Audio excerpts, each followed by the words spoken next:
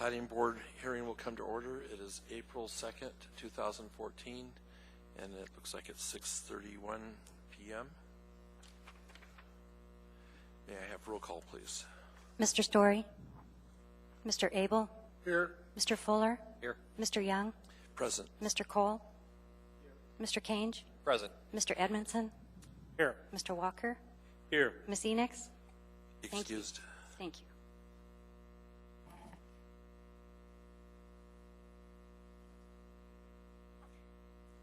Thank you. And may I have approval or a motion to approve the action summaries? And the action summaries are Wednesday, March 5th, 2014. Mr. Kange and Mr. Fuller seconds. Is there any discussion or opposition to approval? Hearing and seeing none, the motion carries. The action summaries are approved.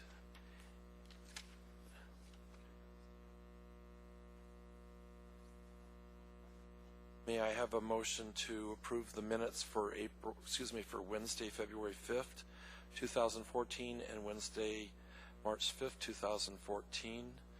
And Mr. Edmondson makes the motion. Mr. Walker seconds. Is there any objections or discussion to this motion? Hearing and seeing none, the minutes are approved. Next item on the agenda is special orders of business. Do we have any disclosures tonight? Mr. Edmondson.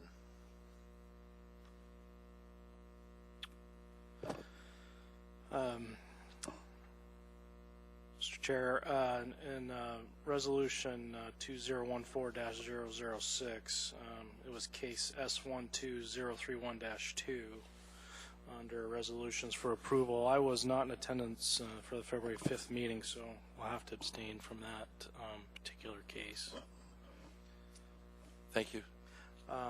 In case S12059-1, Austra-Alaska subdivision, the firm that I work for, the Peterson Group, has numerous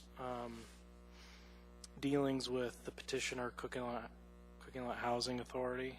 We currently have a contract with the petitioner on a project out in Eagle River, and have numerous land dealings with them throughout the city. However, we are not involved in this project, Austra-Alaska subdivision. I have no knowledge of this project, I've not been involved in it, and don't have any financial gains from the project at this time, and feel I can act impartially in considering the project. Thank you. May I have a positive motion directing Commissioner Edmondson to participate in case 12059-1 Austra-Alaska subdivision?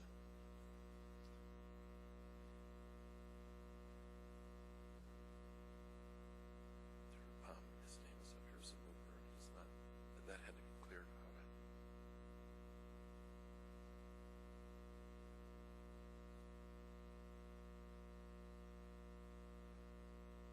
Mr. Chair, I so move once you.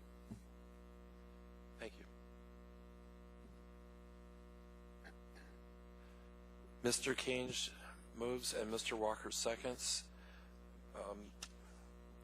Mr. Kange, would you speak to your motion, please? Yes, thank you. Through the chair, in case S12059-1, I move to direct Mr. Edmondson to participate in the case. He stated he is not involved in this particular project. He has no knowledge or financial interest, and I move to direct him to participate in the case. Thank you. Do you wish to speak to your motion? Or any further? Just that I intend to support my motion. Thank you. Thank you. I have a question for Mr. Edmondson. And I think you've said this, but I just want to clarify that you can remain impartial in fact and action as a member of the board without personal bias. Yes, I can. Thank you. Is there any further discussion? Is there any opposition to the motion? Hearing and seeing none, the motion carries, and Mr. Edmondson is directed to participate in case S12059-1. Are there any additional disclosures?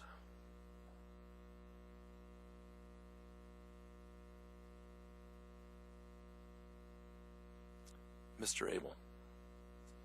Mr. Chair, resolution number 2014-006, case number S12031-2. I was not at the February 5th meeting. I wish to abstain from this vote.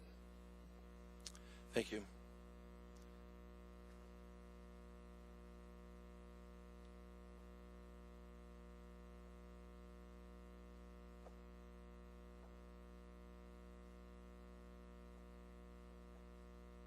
No.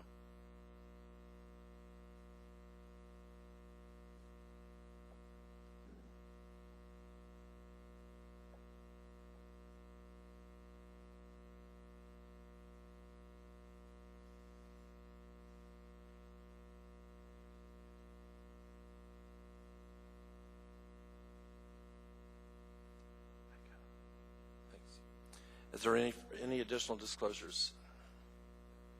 I have several. In the case S12060-1, commercial tract fragment lot site plan review for Lambert subdivision number 5, tract A, fragments lots 1, 2, and 3. My firm had business dealings in the past with the petitioner's representative on other matters, but not this case, and I'm going to disclose two cases at once. In case S12059-1, Austral subdivision block 3, lot 6, my firm has had business dealings with the petitioner and the petitioner's representative on other matters, and in both cases I have no financial or personal interest in the matters before the board. I can remain impartial in fact in action as a member of this board without personal bias. My past involvement and personal interest will not prevent me from fairly evaluating the facts of this case. May I have a positive motion directing me to participate, please, in both of these cases? Mr. Kange and Mr. Edmondson seconds. Mr. Kange, will you speak to your motion, please? Sure, and thank you, Mr. Chair. In the aforementioned cases, I move to direct Chairman Young to participate. Through his statement, he has no financial interest or substantial private interest in the matter before the body, and he stated he can act fair in both cases. Thank you. Is there any discussion or opposition? Hearing and seeing none, the motion carries, and I'm directed to participate in both cases. Thank you. The next item on the agenda is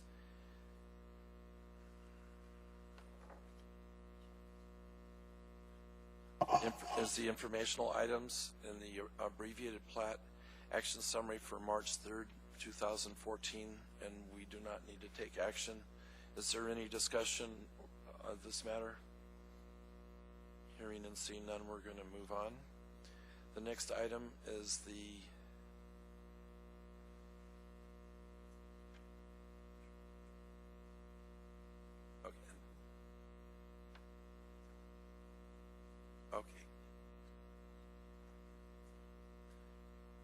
The next item on the agenda is the consent agenda. There's several items in this agenda.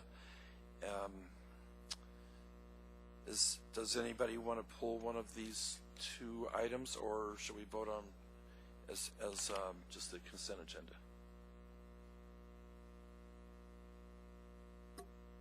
Mr. Chair, just a suggestion, as there are two people who weren't here, may pay us to do them individually as opposed to one vote, because of the resolution for approval. Those two people would have to abstain from voting on both of them, is my point. So I suggest that we do them individually. Okay, and that your point of order is valid. Thank you. So we will do these individually. So the first item on the consent agenda is the Lambert subdivision number 5, case S12060-1. May I have a positive motion to approve this case on the consent agenda, please? Mr. Kange makes the motion, and Mr. Fuller is second. Would you speak to your motion, please? Thank you. Through the chair, in regard to case S12060, I move to approve the commercial tracts subdivision. It's on the consent agenda. I don't know if I need to go into any other detail on that. Well, thank you. It's the Lambert subdivision number 5. Is there any discussion or opposition to this, to the consent, this portion of the consent agenda?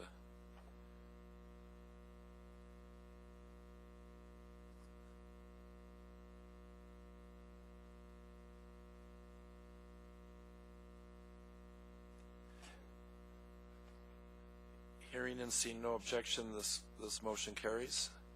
And thank you. And may I have a positive motion for the resolution that was set on the table tonight, Resolution 2014-006. And this is regarding case S12031-2, and we have 2 members who are going to abstain from voting on this.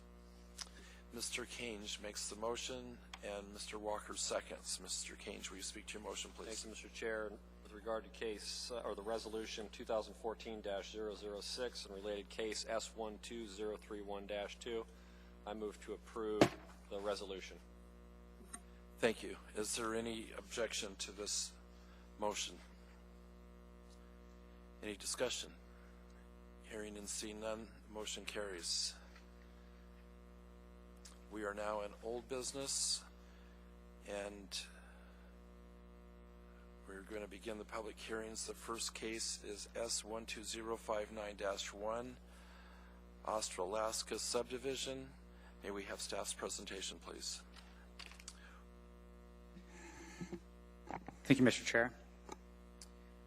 This is a request to combine 4 lots into a single lot with vacation of a 5-foot wide utility easement. The purpose of the plat is to consolidate the lots, the property, so that the property can be redeveloped. All of the property within this subdivision is owned by the same owner. The department therefore recommends approval of the vacation of a 5-foot wide utility easement running north-south, subject to the recording of a final plat within 18 months and any approved time extensions. The department also recommends approval of the plat subject to conditions 1 through 5 on pages 4 and 5 of the staff packet. There's very few conditions of approval. They're all standard. There's really nothing noteworthy about this this plat. The reason why it's not being handled as what we call a short plat through the abbreviated plat process is because the zoning is R4, and when you increase potential residential density, then it has to be a long plat. Otherwise, this could have been a short plat. So there's just one change that needs to be made, or that the staff is recommending as a change to the conditions of approval. We recommend rewording condition number 2 to state resolve the need for additional sewer easement dedication along the south lot line with AWU. I've written down the condition of approval so that you don't have to sort of scribble away. I'm going to hand it to Mr. Edmondson.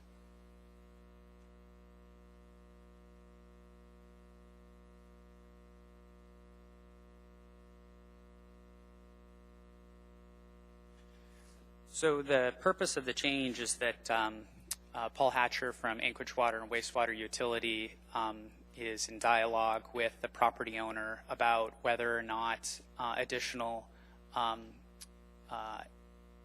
sanitary sewer easement dedication is needed, and it may not be, or there may be less than 5 feet that's required.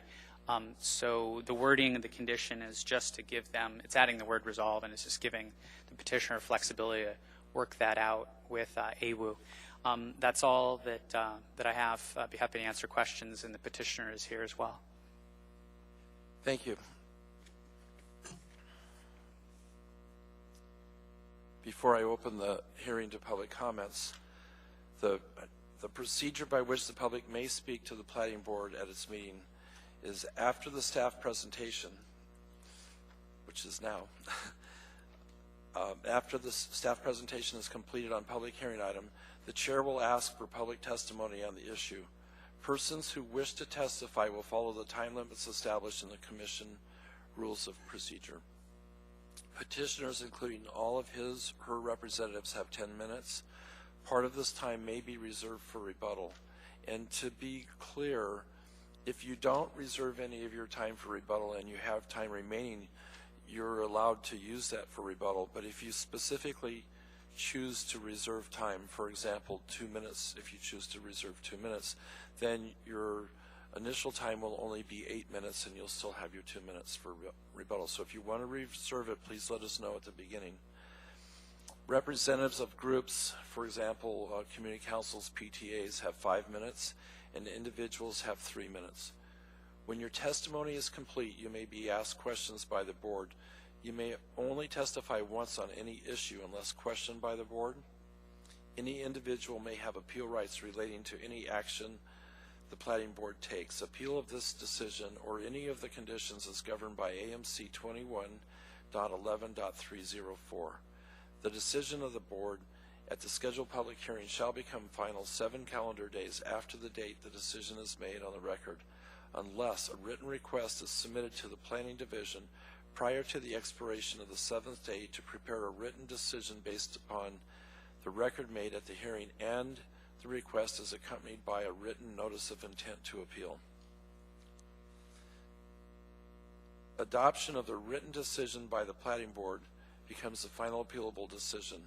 Within 20 days of the final appealable decision, an interested party must file with the municipal clerk either a written motion alleging new evidence or changed circumstances per AMC 21.11.503 or an appeal of the board's final appealable decision per AMC 21.30.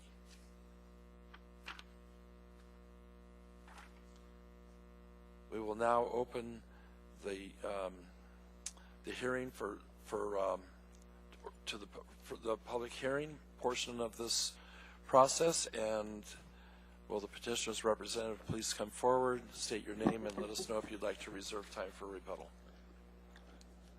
Mr. Chairman, members of the board, my name is Tony Hoffman. I'm with the Boutte Company, and I'm representing the petitioner before you tonight.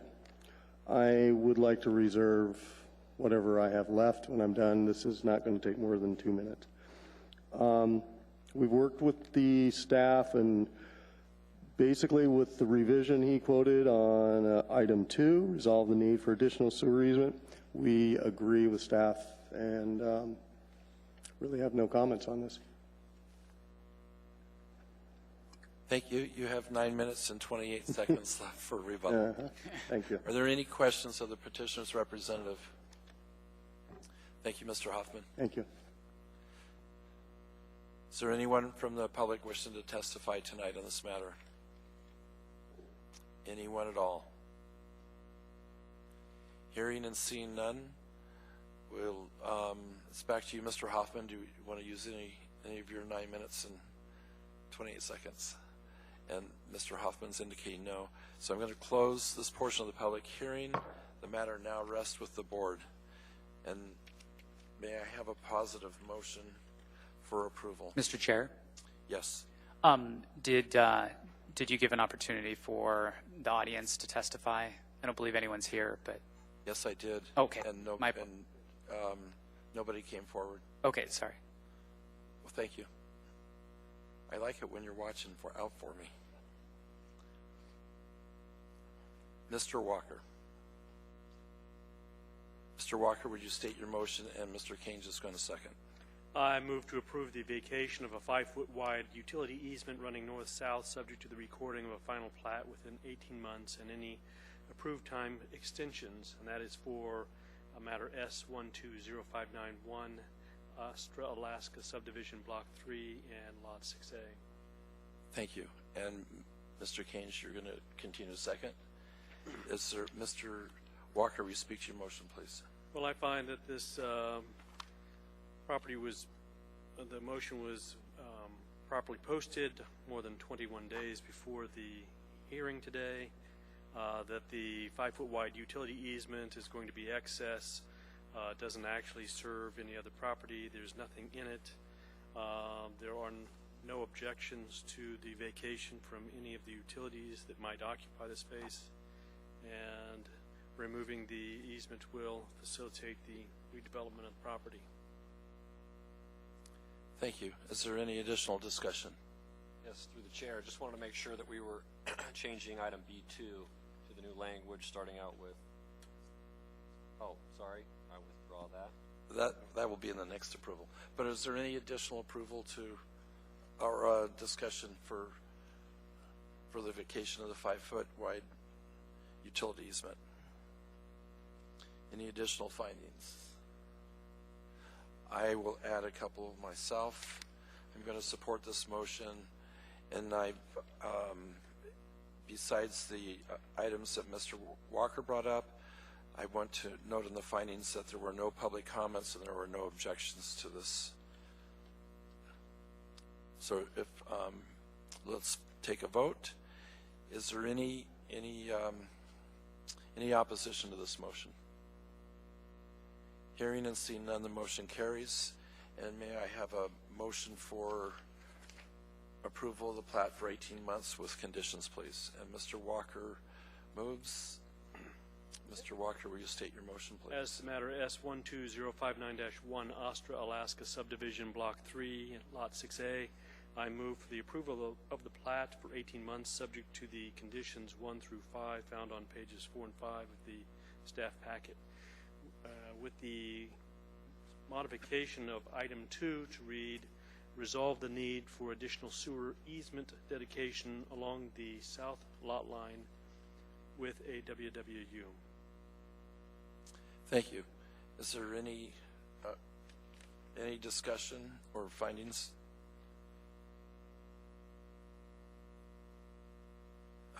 Mr. Cole seconds. Is there any opposition to this motion? Hearing and seeing none, the motion carries. It passed unanimously.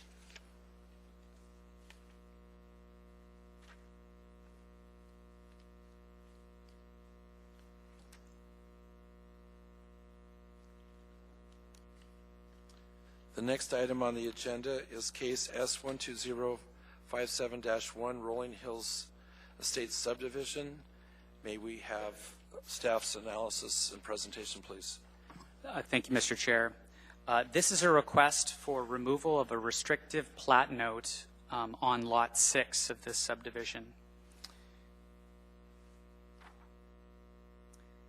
The existing garage is 9.4 feet from the side lot line.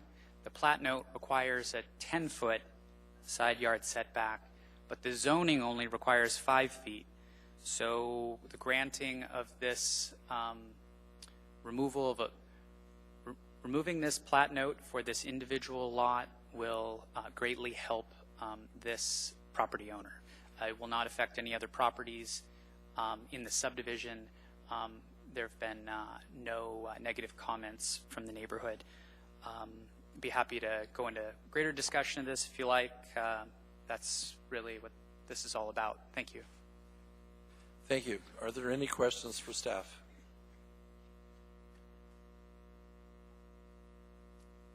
Mr. Walker. Rather than giving him a grandfather right of having a building within the 10 feet, would it be acceptable to simply allow no new construction to be located nearer than 10 feet? Basically giving him a right to keep that there, but if it were ever to be replaced or otherwise, then he would have to come into compliance? Well, that's a through the chair, Mr. Walker. I think I understand the point you're making. It's a really smart point. So the removal of the plat note that requires a 10 feet side yard setback would allow them to comply with what the R1 zoning is a 5 yard setback. So they could add 4 more feet to their house, and because the plat note doesn't apply. It's staff's position that removal of all of the plat note is recommended, and that there's no concern about additional additional square footage being added to that side of the garage because they'll have to comply with the R1 5-foot setback, and that's sufficient.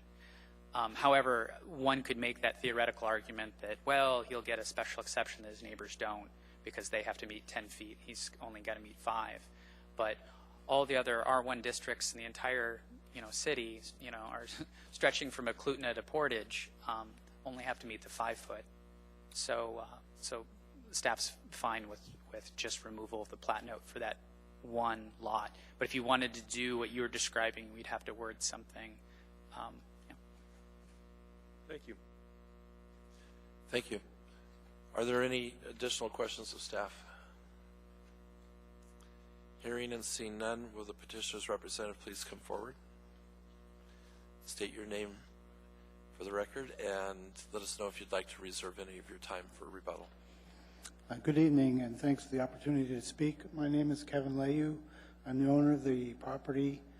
I purchased this property in 2008. Was not aware of any encroachment in the plat note. This was not disclosed to me until January of this year. The garage has existed there for 40 years. My title insurance company has excused themselves from responsibility for this situation.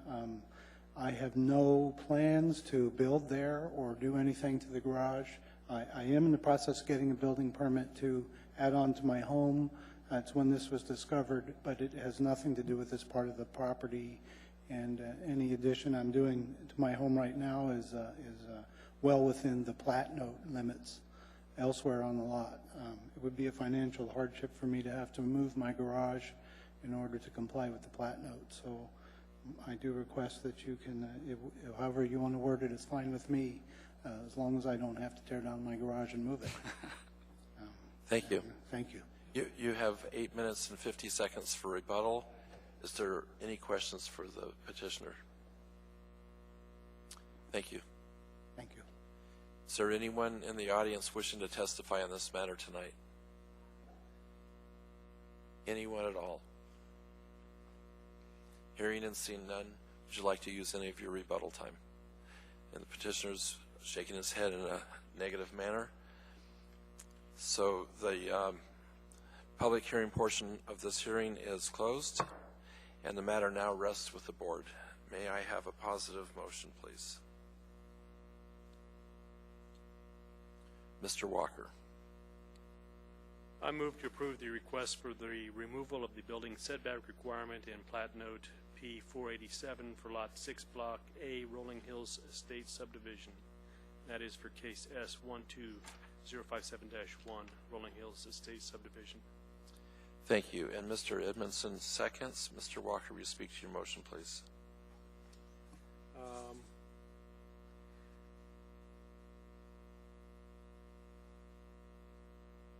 I believe that the existing structure meets the zoning requirements, and the plat restriction that was placed on the property, unfortunately a building was built encroaching in that area, but it does not violate existing zoning. There's been no problems with it in the past. The city has approved the change of the plat note in this circumstance. There's been no objection by anyone, and I would move to approve it so waste is not committed with respect to the gentleman's property. Thank you. Are there any additional comments or findings? Mr. Edmondson. Chairman Young, I'd just like to add that I'll be supporting the motion as well, and that just add something to the findings that passing of the motion won't affect any other properties surrounding the property that we're discussing tonight. Thank you. Is there any additional discussion or findings? I will make one additional finding. On page 16 of our packet, there is a public comment, and this comment is is supporting the request. So I'd like that to go in the findings. Is there any opposition to this motion? Hearing and seeing none, the motion passes. It's been approved.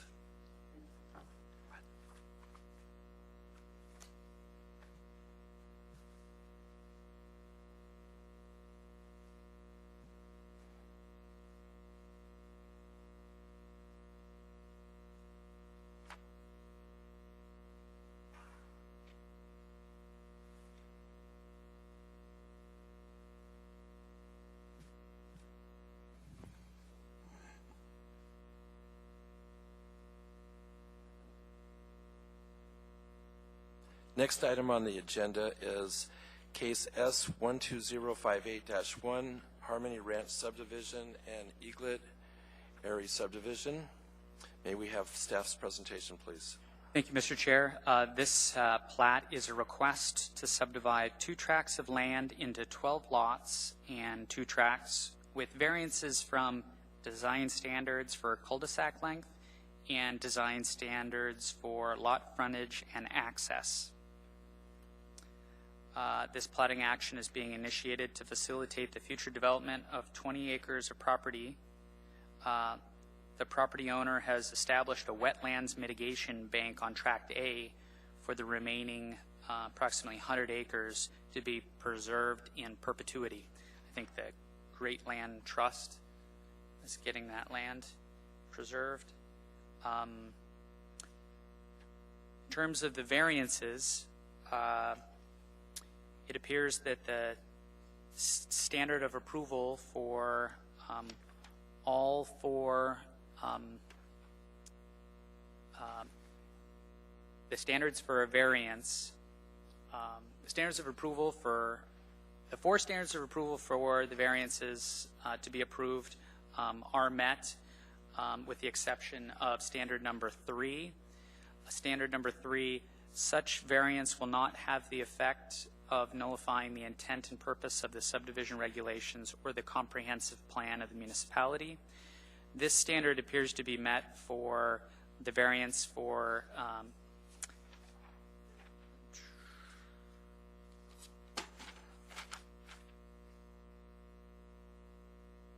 the variance for the lot design standard for lot frontage and access. However, it's only partially met for the design standard for the length of a cul-de-sac. And the reason why the intent of this section is to discourage, for safety reasons, development, creating roads that end in a long dead-end cul-de-sac. While it is clear that the development does not come close to meeting the maximum 900 feet allowed in this zoning district, it does not appear that a reasonable alternative is available. Therefore, the department is recommending approval of both variances. The department is also recommending approval of the plat, subject to conditions 1 through 13 on pages 10, 11, and 12, and these are more or less standard conditions of approval. There's some plat notes. There is they need to provide information on site water and wastewater services, enter into a subdivision agreement for unpaved road, I'm sorry, a strip paved street. An erosion and sediment control plan is required. They're going to have to dedicate a pedestrian access easement for periodic monitoring and maintenance of Tract A. That is all. Be happy to answer any other questions. Thank you. Thank you. Are there any questions for staff? May we have the petitioner's representative, please? Mr. Edmondson has a question. You can stand in front of the podium if you wish. Through the chair to staff, just a little bit of clarity here for me. On page 47 of our staff packet, from the Department of Transportation and Public Facilities, it says we recommend reconfiguration of the roadway to create loop system, which would provide 2 points of access for emergency vehicles. Currently, the proposed driveway roadway has the potential to negatively impact emergency services to the lots. Could you explain to me how that's been resolved in the conditions? And could you explain that to me, please? Yes, Mr. Edmondson. In subdivisions such as this, the configuration that's proposed is a typical, normal configuration for this type of subdivision in a rural area. A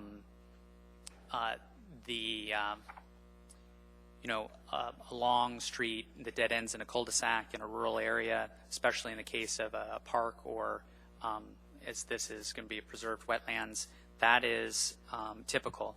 Now, I did not write this case. The 2 other planners that worked on cases that are before the board, they're out of the office. They're on vacation, and I'm standing in for them. I'm not sure how this condition of approval these comments from DOT were resolved. However, I would say that DOT's comments has of late, frankly, changed and become much more sort of top-down, authoritative, and they've commented on cases outside of their jurisdiction. So, for instance, in this case, Harmony Ranch Circle is not a state-owned road, and for them to comment on it at all is very surprising. I guess in some cases our traffic department will comment on state rights of way, but I don't ever recall DOT commenting on a case such as this. We usually just get a no comment from them. So I think that they're just maybe outside of their portfolio. That's all I can say. Thank you. Yeah, just another point of clarity then. Is Eagle River Road state or municipal? Eagle River Road, I believe, is state. So their comment probably was pertaining to Tract A1 of Eaglet Area. Is that correct? The Elascom, what is called the Elascom parcel. Could you repeat the question? Well, their comment that I just asked you about, I'm just wondering if it had to do with Tract A1, Eaglet Area subdivision, and where Harmony Ranch Road connects to Eagle River Road, which is a state road. That may be, Mr. Edmondson. I think so. So the traffic engineers at DOT and the municipal traffic engineer, they would comment when it's improvements or development on that road. There's no development or improvements proposed for Eagle River Road, period. DOT really, it's outside of their realm, period. Right. Yeah. So just for a little more clarity, Harmony Ranch Road, that is going to be running on Eaglet Area Tract, what is called Tract A1, the Elascom parcel, will be municipal right-of-way. Is that correct? That is correct. And that, just to clarify this a little bit further, when the road is going to be built to get access onto Eagle River Road, there will be some process in place for which the DOT can then get involved on how the access is to take place. Is that? Through the chair, Mr. Edmondson, I'd like to be able to tell you no, but I think the answer is no. When someone wants to have a driveway onto state right-of-way, then they have to apply for a DOT driveway permit. Right. But in this case, this is a street, it appears, And so it's not the same thing as a driveway. They're just allowed to have it. Okay. All right, thank you. Thanks. Thank you. Are there any additional questions of staff? It's your turn. Mr. Chairman, members of the board, my name is Mike Anderson with Anderson Engineering, and I represent the petitioner, Jerry Harmon, in this case. And his intention is to subdivide 20 acres into what he wants to call Harmony Acres subdivision. It's located at about milepost 3.1 on Eagle River Road. There's a 1/3 mile road off of Eagle River Road which leads to the subdivision. This road has to be designed to municipal standards under a subdivision agreement. And it will require a permit from the state. It's called an approach road permit. So they will have input into how the road connects to Eagle River Road. Now, the subdivision itself consists of 12 lots. They're large lots, and they will be accessed with a cul-de-sac. There are no properties adjacent to this subdivision that currently have development. There's a large wetlands to the south that's used as a wetlands bank. So it's basically isolated. There's a large shop on the property now, which will be removed and turned into a lot. They will all be served with on-site septic systems and wells. There are some challenges with the soils. The petitioner has read all of the requirements to subdivide and is well aware of what's going to have to happen in order to make this subdivision work. So with that, I welcome any questions. Thank you. You have 8 minutes and 25 seconds for a rebuttal. Are there any questions of the petitioner's representative, Mr. Edmondson? Actually, just clarity. This may be a point of order. I think the petitioner's here, so it might be able to clarify this for me too. But under the application, Castaldi was named as the petitioner's representative, and Mr. Anderson, who has a report in here that he did for the petitioner, I believe, is representing the petitioner. So I just want to clarify that meets what the intent is of the petitioner's representative.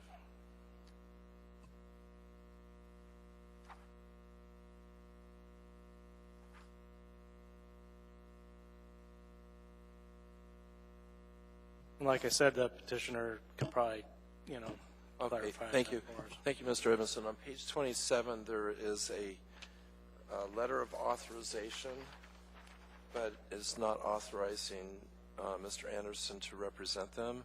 Is the petitioner here tonight to verify that Mr. Anderson can represent them? Jerry?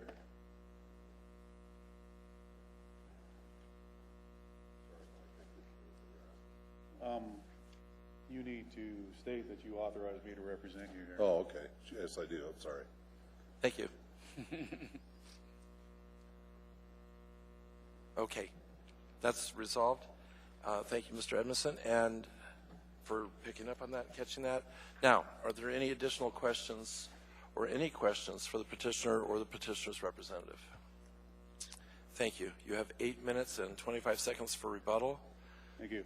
Is there anyone from the audience wishing to testify tonight? Would you come forward, state your name, spell your last name for the record, please? Hello, my name is Sandra Halstead, Halstead, and I am a neighbor living upslope of Harmony Ranch on 23244 Lower Terrace. And I really commend Mr. Harmon for the conservation he's already done on this property. However, in looking through the packet, there's no mention of the historic Iditarod Trail, which runs through this property and adjacent to this property. And so I would just like to encourage continued preservation and conservation of that trail and public access of the trail that runs through this property. Thank you. Is there any questions? Through the chair, could you identify where that trail is? So I didn't see it on any of the materials presented here. And I'm losing my 3 minutes, but let me get to the map section very quickly. Just for clarification, your 3 minutes are no longer valid. Okay. So now you're on our time. So if you look on page 14, there's a map that on the left-hand side shows the blow-up of the lot detail, and on the right-hand side it shows the access road, which you've discussed here tonight might be a municipal road that leads from Eagle River Road down into the subdivision where the cul-de-sac is. Right about at that intersection where the cul-de-sac road will move off to the southeast, to the west of that is the Iditarod Trail. And it goes west out to the MTA power lines, and then cuts back down to the south towards the river and continues west. It's not shown on any of these maps, the direction that it goes to the east. There's been quite a bit of disturbance to the east, so it's hard to tell where the original trail is now. Oh, if it goes to the west, it would leave the property, wouldn't it? Yes, it leaves the property to the west, but there's so much disturbance on the Harmony Ranch property at this point that it's hard to tell where that trail goes to the east. It would literally be right at that junction where the road comes off. But there's been brush hogging and roads developed. There's a shop in there now. The trail does continue all the way to Eagle River Nature Center, but through isolated portions. Mr. Cole. I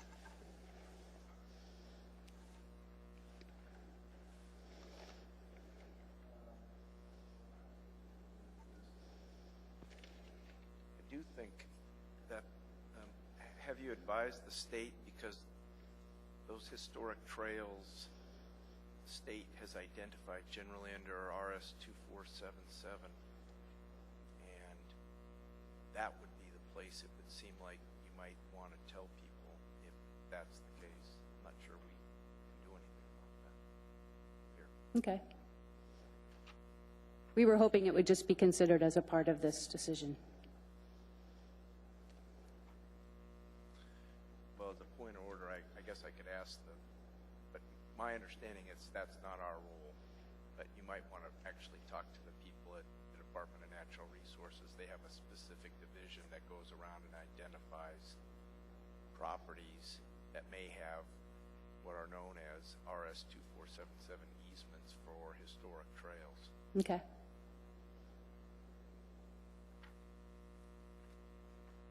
Any additional questions?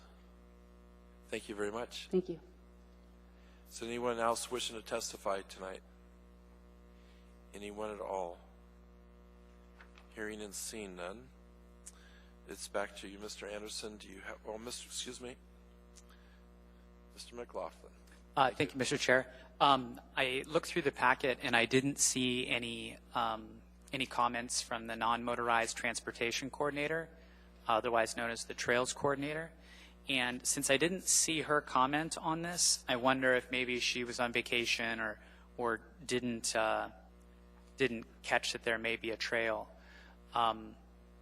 Given that she's not here to comment and I don't have the trails plan with me, one could add a condition of approval that says resolve with the non-motorized transportation coordinator the need to dedicate any trails. So that is to say, if there's a trail identified on the area-wide trails plan or in the pedestrian plan, then it could be it should be dedicated and shown on the plat within an easement. If it's not an officially adopted trail, then it wouldn't be required to dedicate an easement for that. So the condition may say something like resolve with non-motorized transportation coordinator the need to dedicate any trails, or more specifically, a trail for the historic Iditarod Trail. Yeah. Thank you. Thank you. And I know that she's diligent about finding these. Mr. Cole. So through the chair, I guess I don't understand.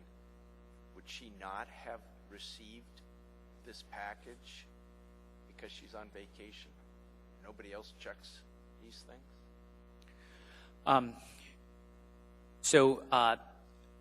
Mr. Cole, me as a planner, we're sort of a clearinghouse where all the comments come in and we consolidate them. This packet was sent to the usual suspects, all the same agencies, and sometimes they choose to comment, sometimes they don't. It's possible that things get missed. I don't know. What I would say is that she didn't comment, and the planner that reviewed this case didn't comment either. And it may be because it's not an official map trail adopted on a trails plan, or it may be that the planner didn't check the trails plan and missed it. Because there's so many things that we have to check, the wetlands mapping and on and on. I just wasn't involved with any discussions on this case, and so I don't know if this was addressed.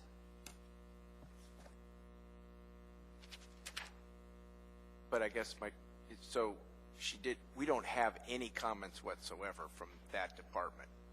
Right, and I would feel better if she had said there's no trails, then we would have something to go on. If that makes any sense. She usually will choose not to comment when there's no trails, so it may be that there's not an official trail, and this is just a social trail, or I don't know, or it's a real trail, but it's not been officially adopted on the area-wide trails plan, and then we can't require a dedication. But if it is there, it should be dedicated and protected within an easement.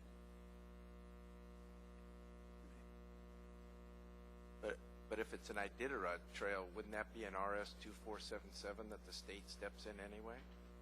They've got a right-of-way over that?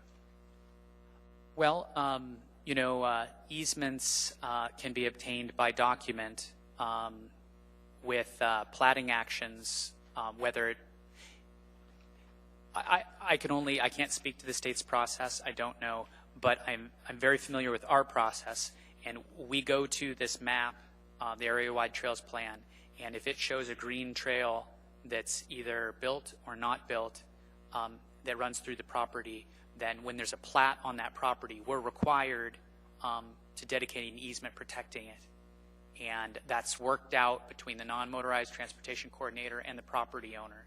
And it may be that this is all just sort of, not relevant to this case, but this is new news to us, and we could deal with it by, adding a condition that says resolve the need to dedicate. Thank you. Mr. Cole. I don't have anything else. Mr. Kange. Thank you through the chair. Since this is fairly new, and I think it's important as somebody from the public has come out to comment, I would ask the petitioner's representative or the petitioner if they're okay with adding this condition to resolve any issues if there are any.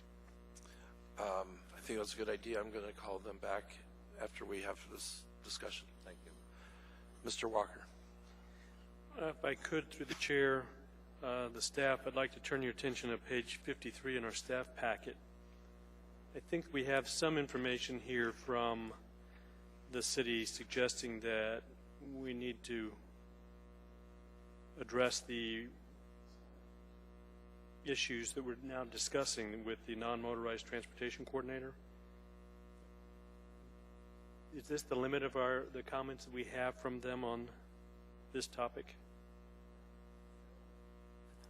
Through the chair, Mr. Walker, so on page 53, the planning department consists of two offices, current planning that I work in and long-range planning. And long-range planning consults with the plans, and they're commenting on, I think that I'm guessing that there were discussions about making sure that that the wetlands bank tract under a conservation easement would be accessible from like Harmony Ranch Road, that it be accessible. It wouldn't be landlocked or whatever, right?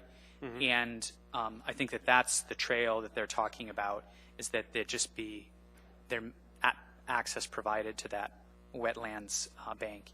I don't think that they're talking about a historic Iditarod trail. Or are they leaving it out as a possibility? Is it Lori Sanch, the MOA non-motorized transportation coordinator, that we would be? Yeah, Lori Skanke is normally the person we would be getting this input from. Yeah, I mean, if Lori Skanke misses the the trail, then the current planner, I think this was maybe written by Dave Whitfield, he's the platting officer, would hopefully catch it, or long-range planning would catch it.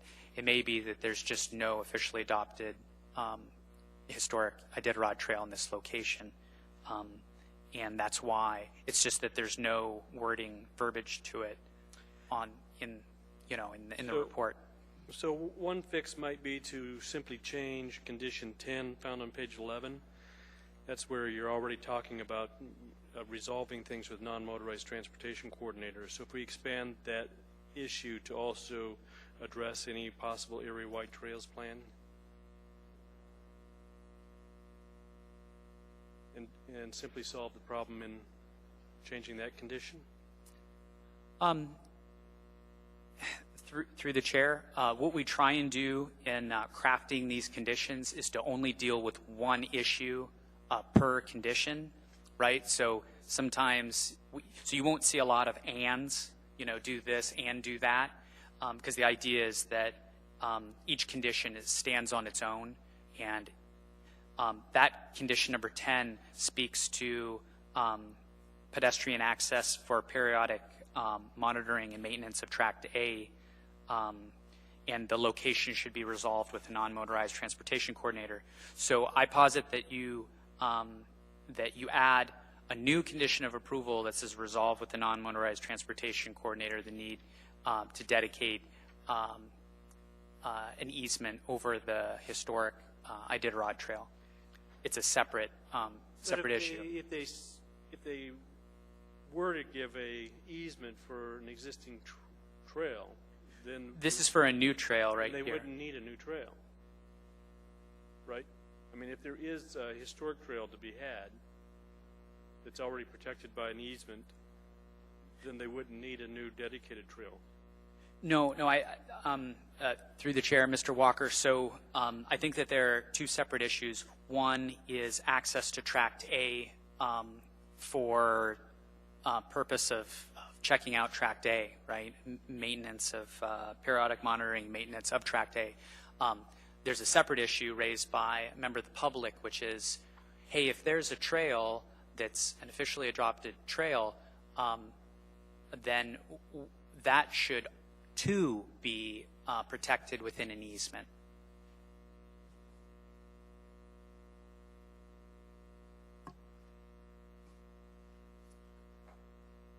Ready to bring back the petitioner's representative? Mr. Anderson.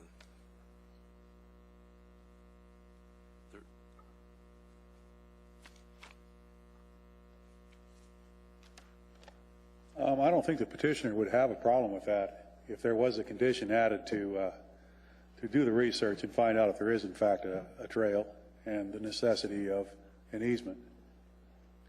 So if that's the requirement, that may resolve it. Thank you. Are there any additional questions for the petitioner's representative or the petitioner? Mr. Anderson, I have one. Anyone else besides me? On page, I don't think you need to refer to this, but I'll do it for you. On page 60, there's a public comment about this tract was only deemed to support 11 lots. Any further will stress the water table and impact the wetland area. Can you address that comment, please? I really can't. I'm not sure where the comment comes from or why we ended up with 12 lots. Well, Mr. Anderson, I think that's the wrong answer, so maybe I can help you with this. Okay. The question is, what evidence do you have that the water table is going to be impacted? I guess at this point we don't have any evidence. We've done the test holes and we've done the water monitoring, but that's basically as far as we've gone with this project so far. And do you have any evidence that the wetlands are going to be negatively impacted? No, not at this time. That was the nature of my question. Okay, So sorry, thank you. I misunderstood. No, that's fine. And would, in your opinion, would the addition of one lot, 11 plus 1, have a negative impact on the water table or the wetlands? No, I don't see how. There is quite a distance from where the houses will probably be situated to the wetlands, so I think there's plenty of screening there to protect the wetlands. Okay, thank you. Are there any additional questions? Thank you very much. Okay. The public hearing portion of this hearing is now closed, and the matter rests with the board. May I have a positive motion, please?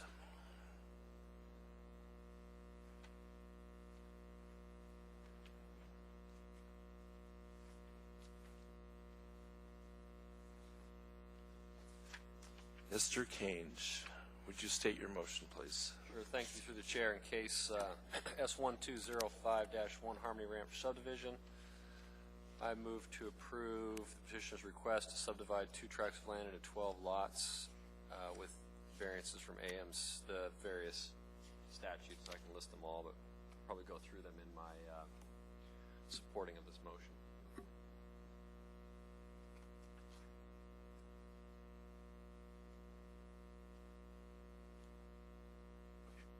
Thank you. Mr. Walker, seconds, would you speak? Mr. Kange, would you speak to your motion, please? Thank you. With regard to the approval of requested variances, I find that the approval of these variances is supported by staff testimony in our packet, as well as comments from the various agencies. Taking into account the state's comment, although that this wouldn't be a state road, it's be a municipal road. I find that the variances would not cause undue hardship, and tend to vote in favor of this motion. Thank you. Are there any additional findings? Mr. Cole? Thank you. In accordance with the mandate for variance requests, I find that there are special circumstances or conditions affecting the property that strict application of the provisions of the subdivision regulations would clearly be impractical, unreasonable, and undesirable. 2, I find that the granting of this specific variance will not be detrimental to the public welfare or injurious of the other property in the area in which the property is situated. 3, such variances will not have the effect of nullifying the intent and purpose of the subdivision regulations or the comprehensive plan of the municipality. And 4, that an undue hardship would result from strict compliance with the specific provisions or requirements of the subdivision regulations. I make those findings based upon the package, the information contained in the package, and testimony of staff today, as well as the presentation of Mr. Harmon. Thank you. Any additional? Not Mr. Harmon, but Mr. Anderson? Yes. Thank you. Are there any additional findings? Mr. Edmondson? Yeah, I'd just like to state in condition 3 that such variance will not have the effect of nullifying the intent and purpose of the subdivision regulations or comprehensive plan of municipality. Staff had made a comment that in regards to design standards, cul-de-sac length, that was partially met. They also commented, but does not appear there's any reasonable alternative available. So, thank you. Any additional findings? I'd also point out that this is a property that only has 20 developable acres out of 100 undevelopable acres. It's located at the end of a long access road, and there is no alternative access to this property. That gives rise to the special circumstances that require these variances. Thank you, Mr. Walker. Any additional findings? Mr. Fuller, did you have some findings? I do.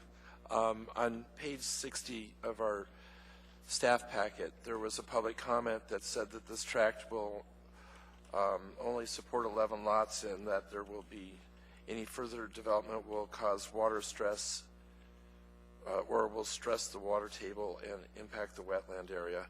And we have heard testimony tonight that there's no evidence to support this. Mr. Anderson has done subsurface investigation and monitored the water table and has worked with the designing the septic systems and has found no evidence that the water table will be stressed or that the wetlands will be impacted. So I will be supporting this. I will be supporting this motion.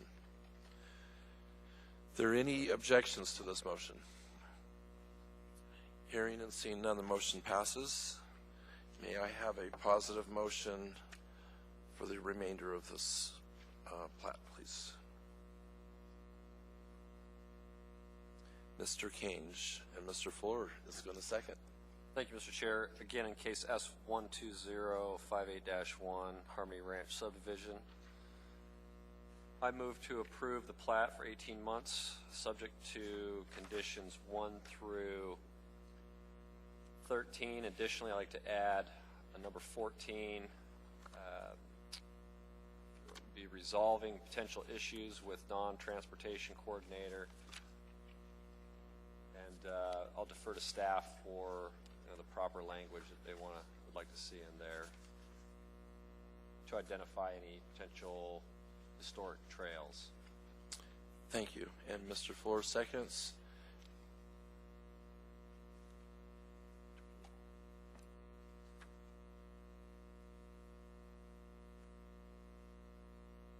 Mr. Walker.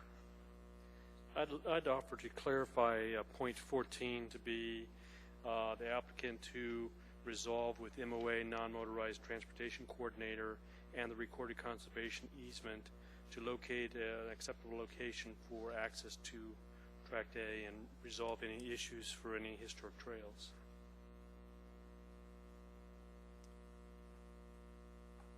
Mr. Chair, or Mr. Walker, through the chair, I think that the first part of your amendment is in, I think it's number, was it 10? For the access to Track A, and so we're specifically dealing in 14 with identifying any historic trails that might be on there. It's for a different purpose.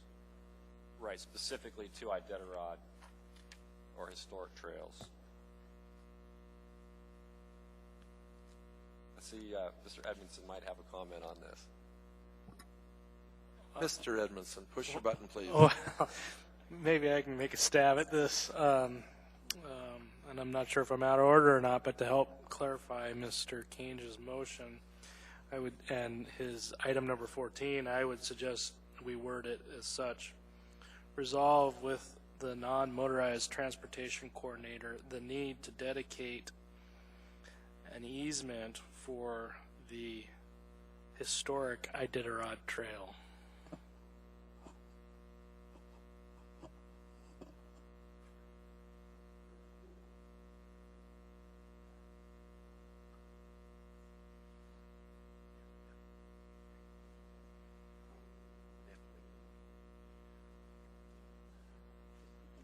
Okay.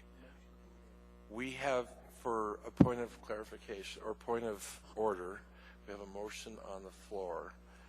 You can make a new motion, and then we can vote on to amend it, and then we can vote on the new motion and then the original motion. Okay. So Chairman Young, I'd like to make an amendment to Mr. Kange's motion for condition number 14 to say, resolve with non-motorized transportation coordinator the need to dedicate an easement for the historic Iditarod Trail. And Mr. Kange, would you be willing to accept that? We have to vote on that motion. Or excuse me, the amendment. I would accept that amendment, assuming that the other commissioners don't have anything to add. We could be here all night, but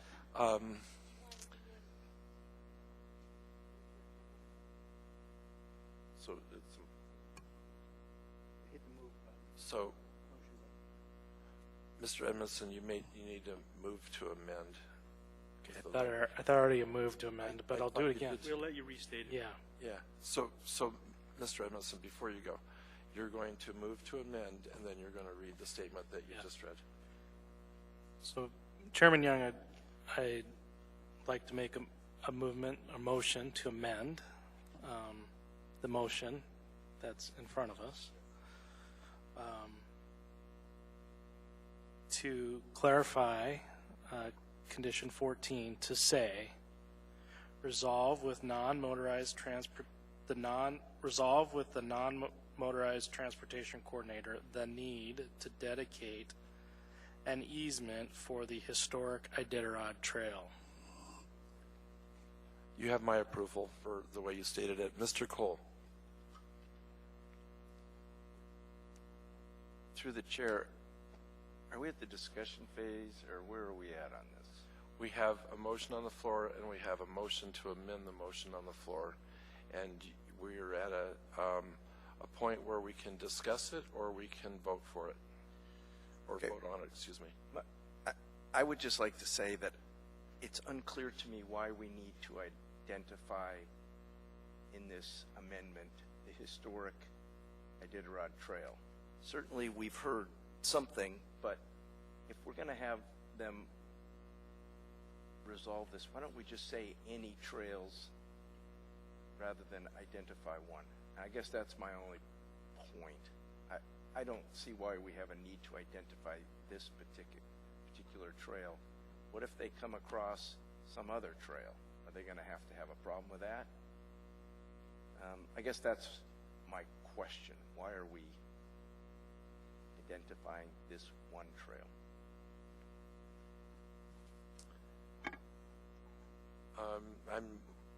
I'm going to ask staff to respond to you. How's that? Through the chair, Mr. Cole, your comment is well taken. Staff feels confident that the way that the condition has been worded by the board will cover the issues expressed by the public and ensure that if there is this trail, that it will be dedicated. I don't believe that there's any other trail that would need protection across the property. Thank you.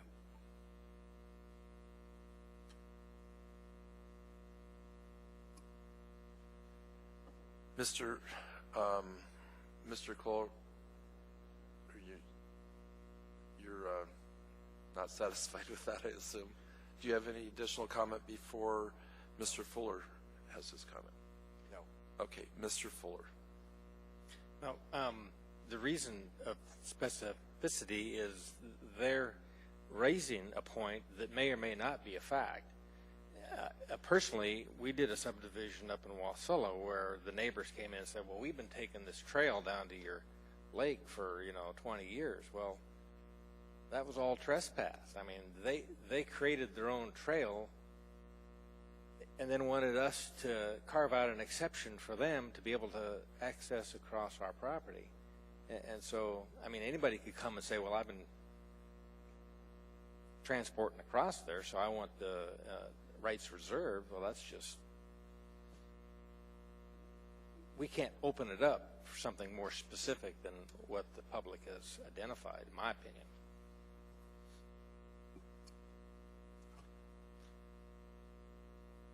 Thank you, sir. If Mr. Cole?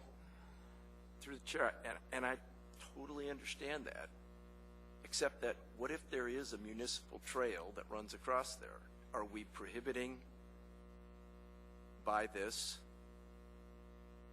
there being the people reaching a resolution? I'm not talking about an easement that somebody claiming by prescription, saying we've got this easement going across there. I'm not talking about that.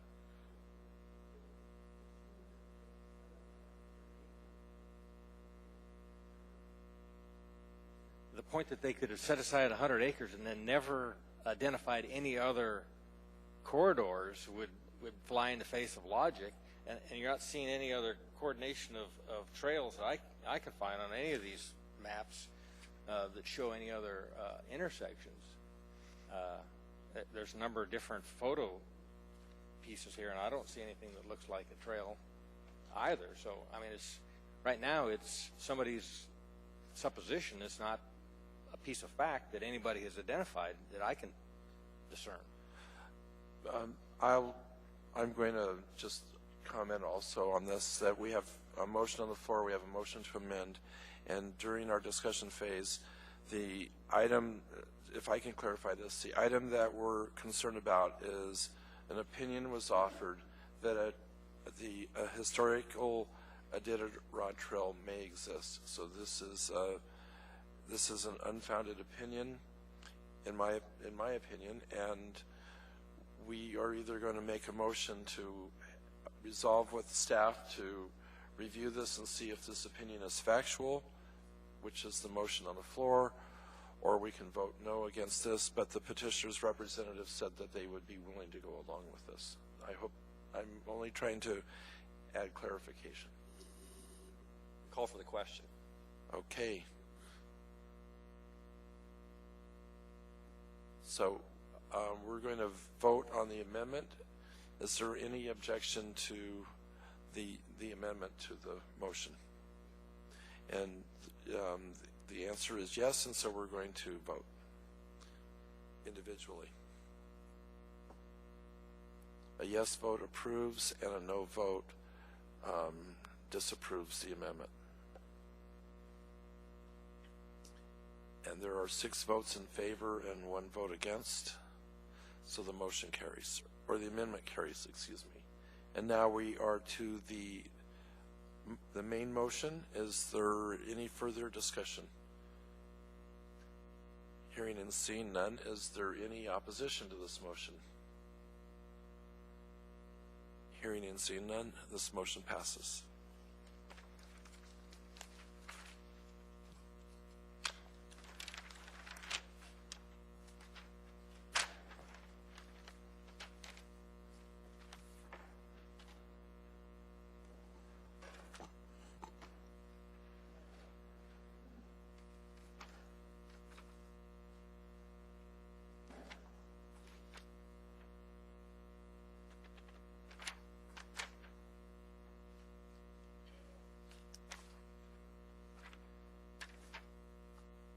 The last case tonight is case S12051-1, Tudor Corner Subdivision, and I just realized that I have one more disclosure to make. I apologize. My company is working for the petitioner on another property, and I have done some work gratis on this property, just a quick evaluation. I can be fair and impartial in the matters in front of the board tonight. I have no personal interest in this matter. And may we have a motion directing me, a positive motion directing me to participate, please.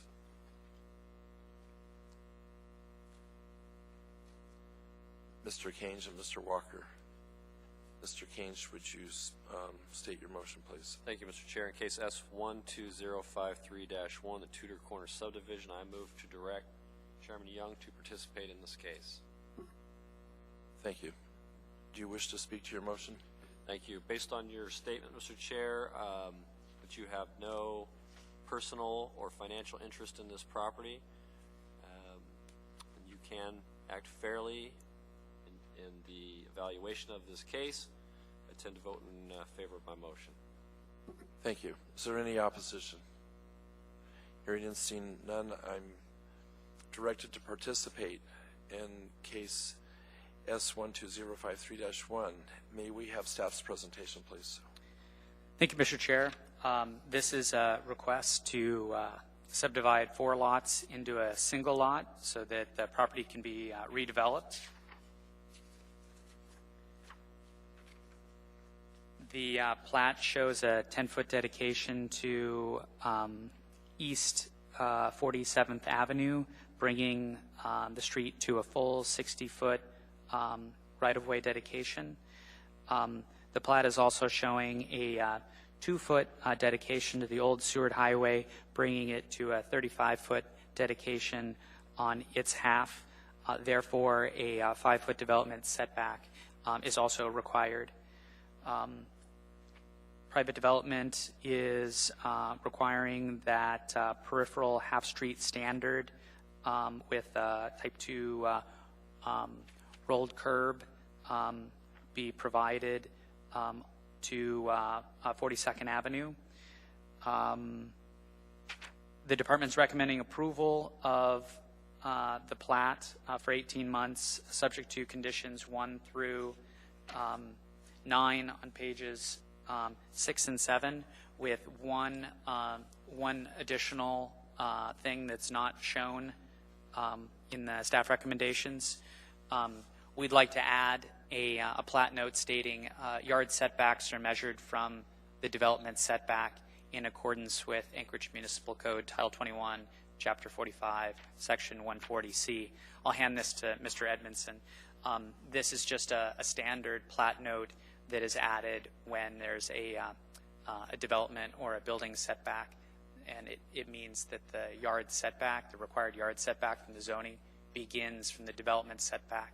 This makes sense when you think about like the Seward Highway and future, improvements to that road 100 years down the line, that we're required to do this by the official streets and highways plan. Thank you. Thank you.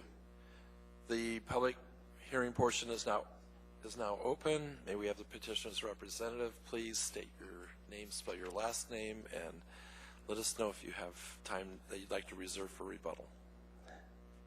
Good evening. I'm Ken Ayers with Lounsbury & Associates, representing the petitioner. It's AYERS. I don't need any rebuttal time. We accept staff's conditions, including the additional one, and be happy to answer any questions. Thank you. You have 9 minutes and 46 seconds for rebuttal. Are there any questions for the petitioner's representative? Thank you. And there is no one in the audience besides you, so there's no one to testify. So, any additional questions? Thank you. Thank you. The matter is the public hearing portion is now closed, and the matter rests with the board. May I have a positive motion, please? Mr. Walker. As the case number S12053-1, Tudor Corner Subdivision, I move to approve the plat for 18 months, subject to conditions 1 through 9 on the staff packets, pages 6 through 8, with the addition of item 10, that the yard setback measured from the development shall be measured from the development setback in accordance with AMC 2145.140C. Thank you. And Mr. Edmondson seconds. Mr. Walker, would you speak to your motion, please? I find on reviewing the staff packet, the presentation of testimony and the presentation of the staff, that this matter was properly noticed. The conditions meet the requirements for approval, and I move to approve the conditions as recommended. Thank you. Are there any additional findings or comments? Mr. Kange. Thank you. Through the chair, I'd also like to add that it appears that all the agencies who commented on this conditions were met and supported in our staff packet with the plat notes and utility easements. Thank you. Mr. Edmondson. Chairman Young, I just have a question for staff on the additional item that was proposed in the motion. Sure. This is the time. And I guess my question is, was that were you suggesting that be added as a plat note or as a Yes. As a recommendation? Because I think we added it in the amendment, or excuse me, in the motion as a condition of approval, but I'm not sure if that addresses what staff's trying to accomplish, or if it needs to be added as a plat note. Through the chair, in this case, staff will put it in the right spot on the, with the hierarchy of numbers and things. If I might digress and make a general sort of thing, I think that with other planners, they'll do as I do, which is if the board is really specific about it's a new condition number, blah, blah, blah, but that's not really correct or whatever, that we'll just change the number, because that's not something of substance. It's just that the right wording, or that the wording matches what was approved at the hearing, and the hierarchy of the numbers and letters is not as important. So it'd be irrelevant if it went under 8C or 10. It doesn't matter to you. Yeah, that's correct.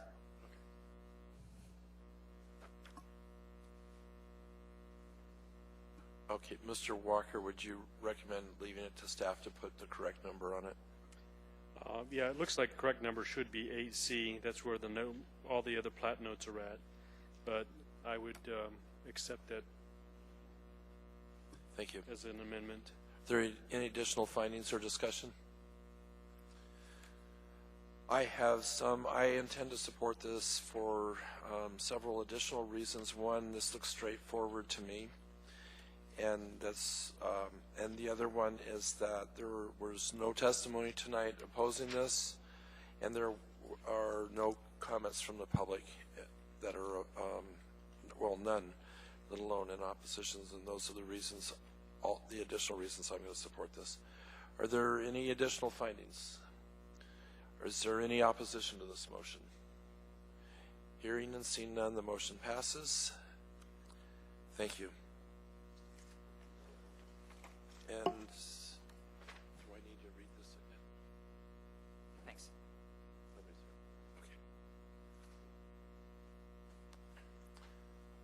Okay. Next item on the agenda,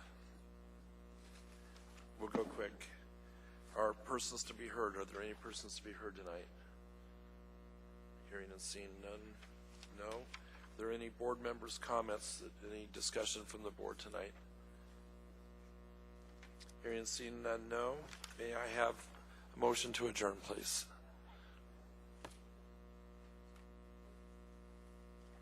Sure.